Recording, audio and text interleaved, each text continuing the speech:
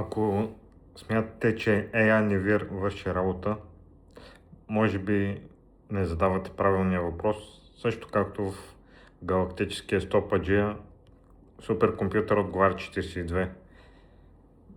Важно е да си огладите въпроса правилно, за да получите правилен резултат. И изкуственият интелект не заменя естествения. Трябва да разбирате от областта, за която го питате. Не може изцяло да делегирате съзнанието си.